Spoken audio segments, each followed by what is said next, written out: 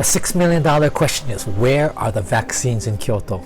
In today's video, I will be talking about the Japan COVID vaccine news, specifically for the situation in Kyoto and the tentative Japan COVID vaccine schedule in Japan. This is the latest from Kyoto, so let's get to it.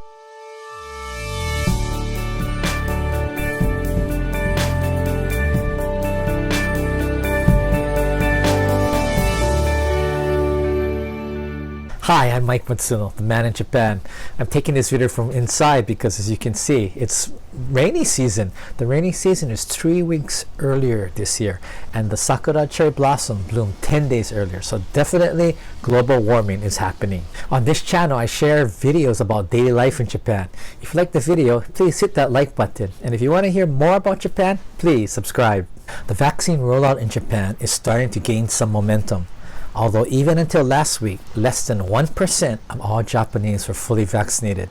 This week, the most recent data I have shows that 1.4% of all Japanese have been fully vaccinated and 3.5% have had their first shot. I know many of you watching this video have been to Kyoto and love Kyoto, but here in Kyoto Prefecture, the vaccination rollout has been extremely disappointing. Kyoto, along with Osaka, Tokyo, and Hyogo Prefecture, were the first 4 prefectures who reinstated the state of emergency on April 23rd.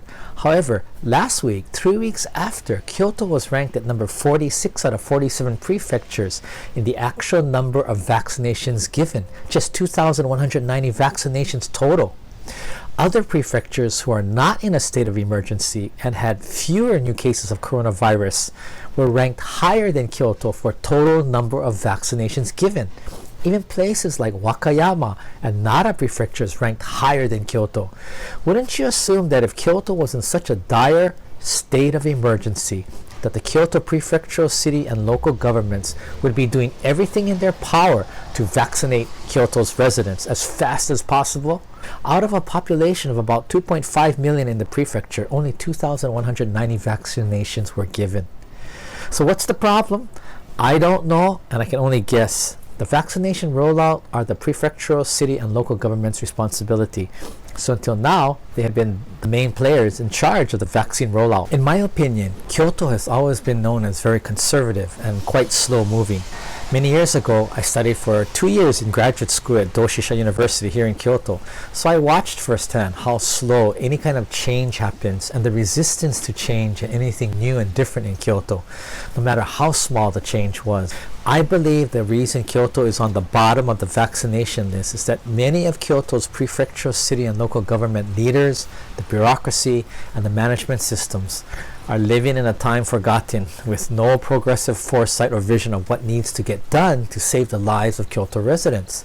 There's a lack of strong leadership, and everything has to be debated and discussed with no quick resolution. I also think that Kyoto, being the former capital of Japan, has always prided itself on being very traditional in Japan.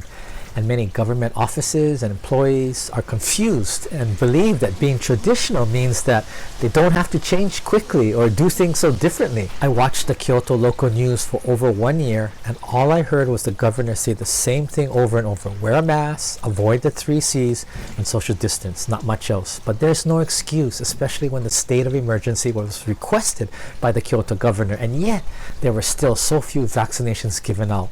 What has the Kyoto government been doing this last year? That is the $6 million question. So even someone like myself, a Kyoto resident, at the pace that Kyoto is now going, I will probably not be vaccinated until 2022.